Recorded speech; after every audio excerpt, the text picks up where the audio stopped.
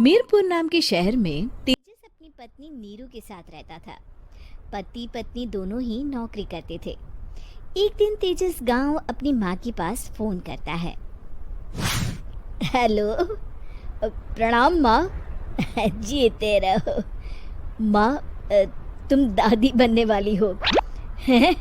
अरे वाह, ठीक है बेटा, मैं कल ही आती हूँ। जब माँ जी शहर पहुंची तो बेटे बहू ने बहुत अच्छे से स्वागत किया। लीजिए माँ जी, चाय। अरे गर्मा गर्म पकोड़े ले आओ माँ के लिए। नीरू रसोई में गई और 2 मिनट में ही पकोड़े ले आई। जी ये लीजिए। बहू जादू से बनाए हैं क्या? अभी तो रसोई में गई थी। यम्मी। माँ जी, शीला रसोई में पकोड़े तल रही है, मैं बस लेकर आई।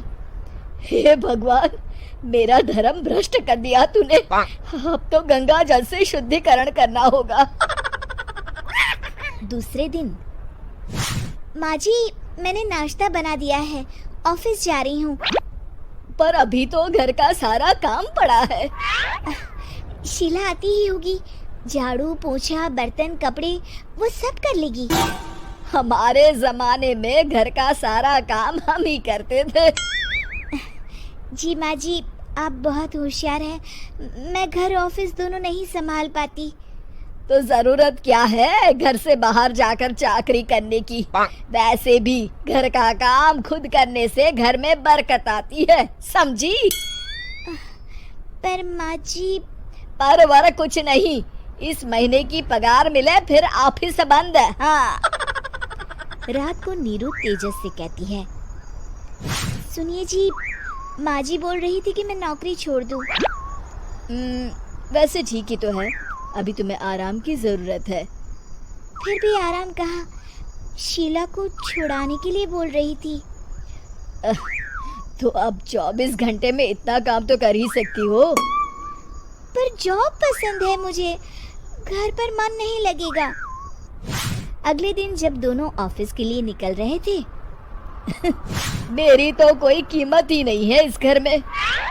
माँ जी, आजकल महंगाई बहुत है, रहन सहन भी बदल गया है, दोनों नौकरी करते हैं तभी ठीक रहता है। अच्छा, तू कहना क्या चाहती है? मेरा बेटा तुझे बिठा के खिला नहीं सकता? तू ही इस घर का खर्च चला रही है, हैं? नहीं माँ जी, मेरा वो मतलब नहीं था। मतलब खूब समझती हूँ, ये बाल धूप में सफेद नहीं किए मैंने। हाँ। अब तो ये रोज का काम हो गया था। तेजस भी रोज की झिकझिक से परेशान हो गया था। एक दिन उसने कहा, नीरू, वैसे भी तुम्हें मैटरनिटी लीव मिलने वाली है, तो अभी से ही छुट्टी ले लो। पर क्या, मेरी सैलरी अच्छी खासी है। आखिर नीरू ने रिजाइन कर दिया। जब बच्चा हुआ तो घर में सब बहुत खुश हुए। कुछ दिनों बाद तेजस फाइल देख रहा था। क्या हुआ तेजस, कुछ परेशान लग रहे हो? हाँ, वो हमारी जितनी सेविंग्स थी वो तो हॉस्पिटल में और छठी के फंक्शन में खत्म हो गई है नीरू।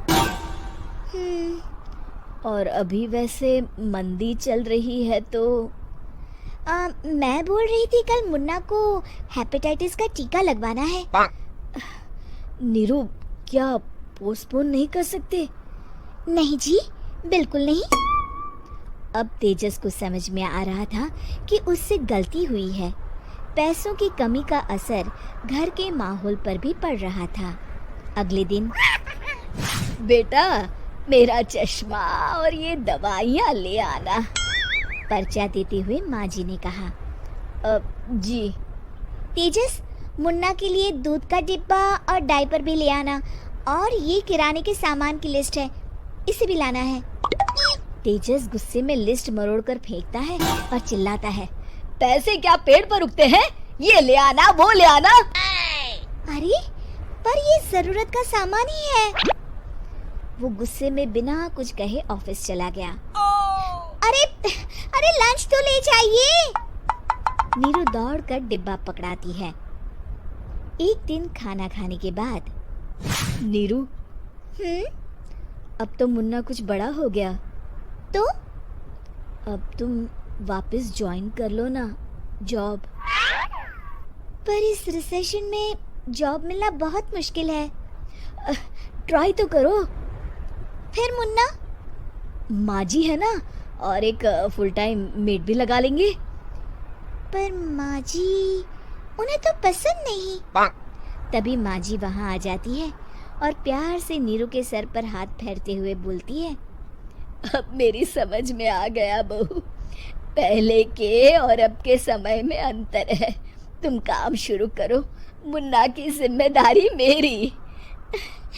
मेरी प्यारी माँ जी। ये कहकर नीरू उनके गले लग गई। शिक्षा, परिवर्तन संसार का नियम है, हमें भी समय के साथ चलना चाहिए। उम्मीद है कि आपको हमारी ये कहानी पसंद आई होगी। कृपया हमारे चैनल को सब्सक्राइब करें और सभी अपडेट्स के लिए बेल आइकन जरूर क्लिक करें। और हाँ, वीडियो लाइक और शेयर करना मत भूलिएगा। Bye bye.